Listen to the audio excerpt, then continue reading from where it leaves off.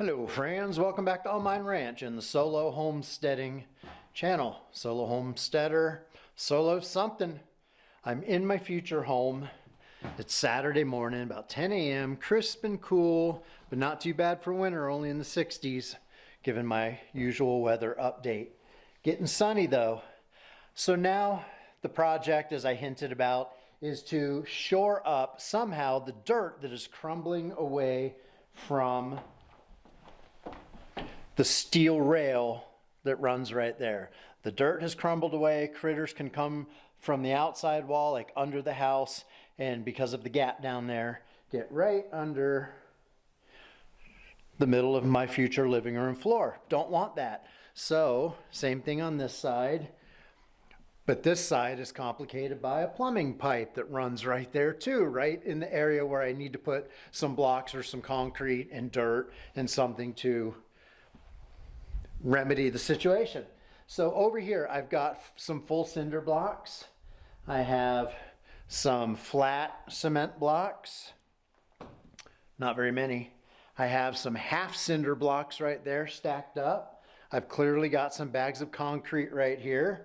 I've got a tamper, I've got a maul axe thingy, a sledgehammer, and my mattock, and a shovel, and fresh energy because it's a fresh day. So what I don't have though, let me put you down.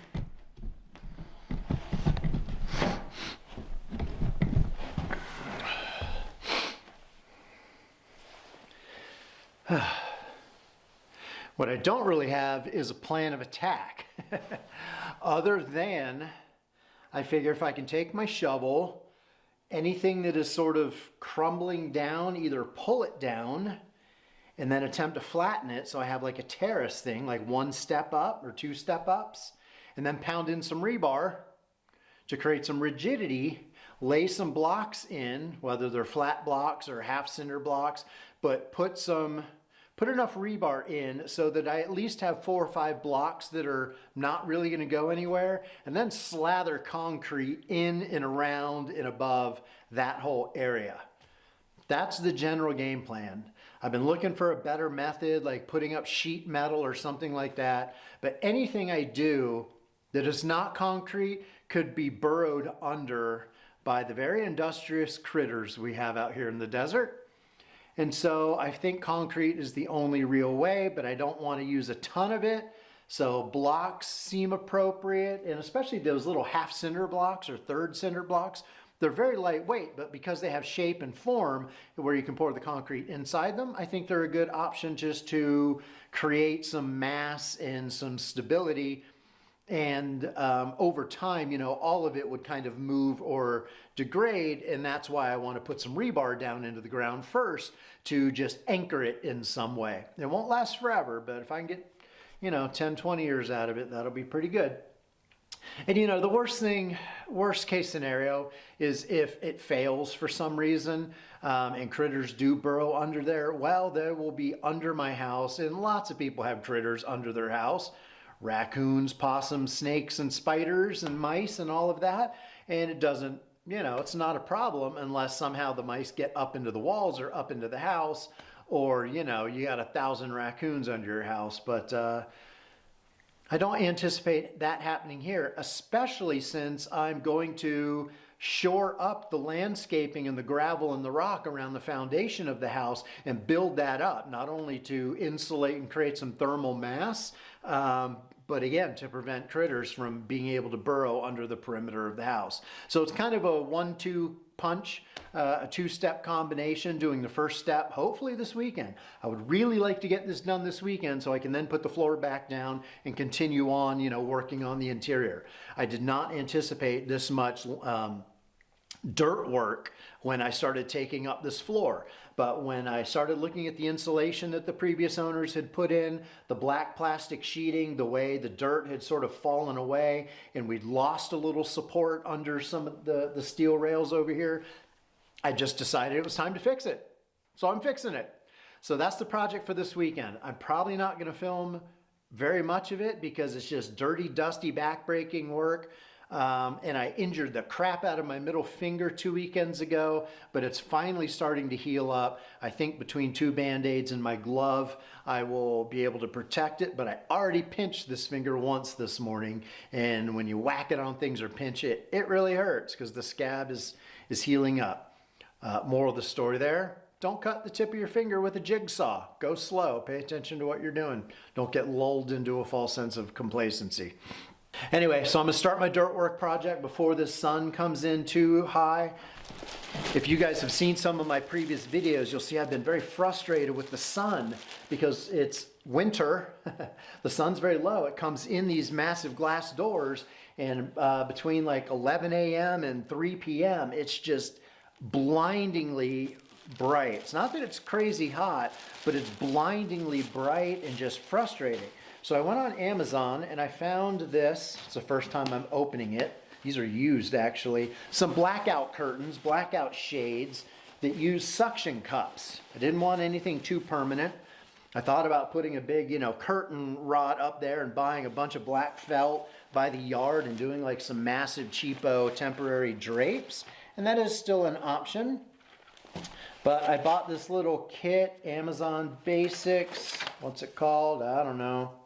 It's got instructions. There's supposed to be some suction cups here somewhere, but I only see one. So yeah, I got screwed. Good thing I ordered 2 sets, one new and one used. This is the used set, and I had a sneaky suspicion. Oh, wait.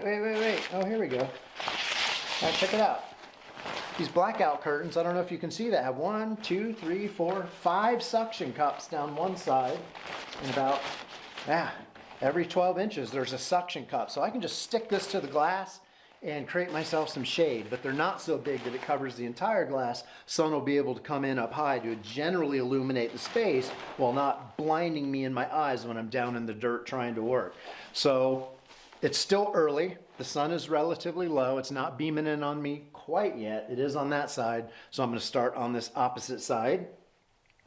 And I'm just going to start moving some dirt and pounding in some rebar and just winging it. I really don't know what the hell I'm doing, but I'll figure it out and I'll update you when I get a little further along so you can see what the hell I'm talking about. Okay.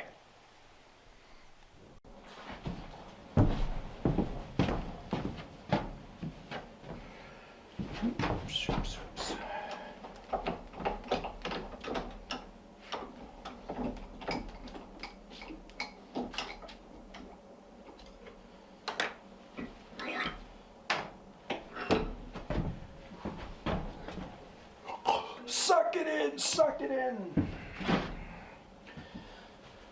Eye protection.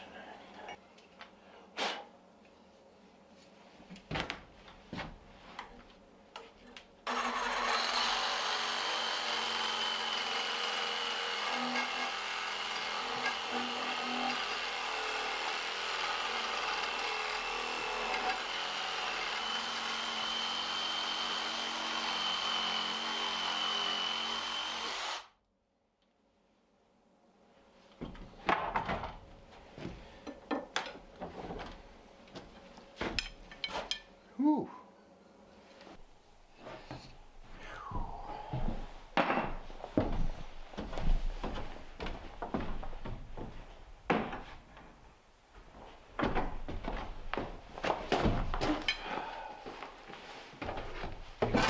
Boy.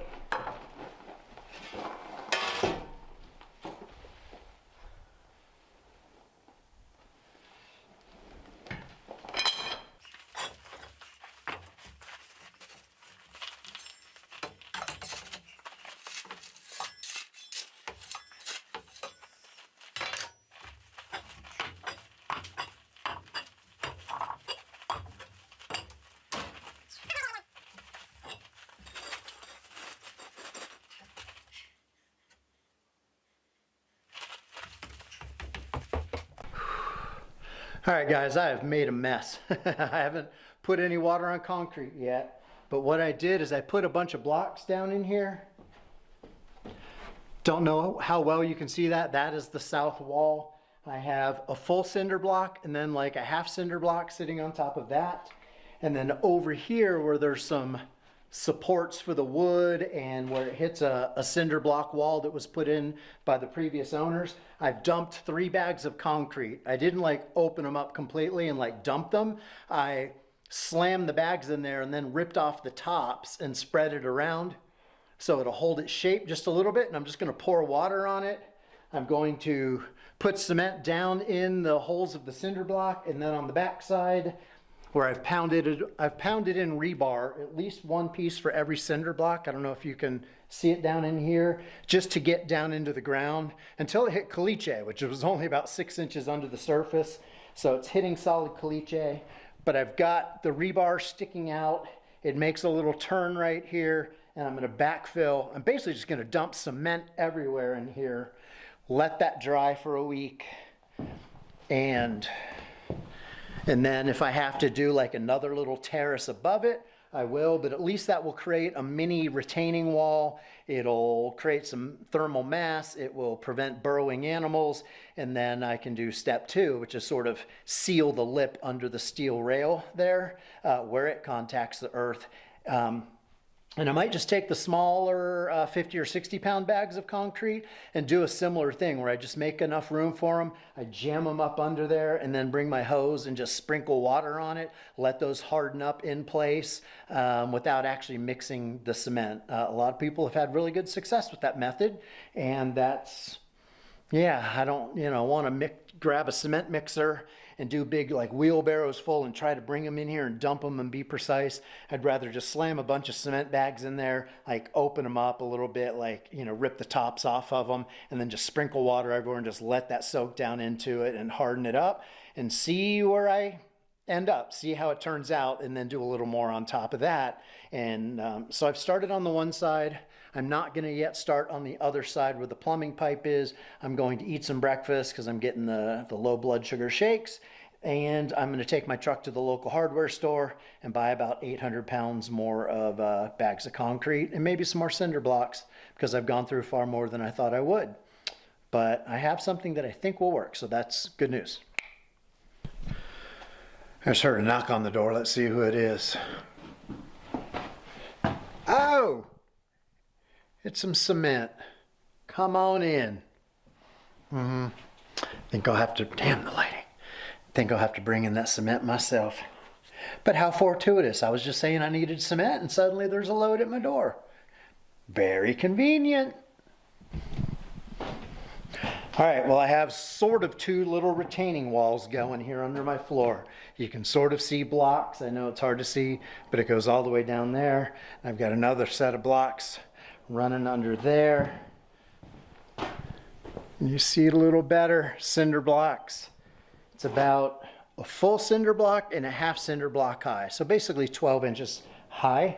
And I've got all my cement ready to go, but due to sheer exhaustion, I'm not gonna pour cement today. I've been using my little mini mattock to hack out the ground and make flat spots and move blocks, and I've had to grind down the tips of some of my wood lag screws that were poking through the sides of the floor joists and stabbing me. So using the grinder essentially. But this is all ready to go. I got the rebar in there. I got the block. I've got the cement. But I'm going to wait until tomorrow morning to come at it fresh because my forearms are shot. They're starting to cramp up. My back is exhausted. I can barely move. So even though it's not like a full day of hard labor, at my age now, almost 54, 4 to 5 solid hours of moving cinder blocks and dirt and shoveling and sledgehammering in rebar and stuff like that, that's a full day for me. So I'm going to come at it fresh tomorrow. So that's it for now. Make sure you like and subscribe if you haven't already. Thanks.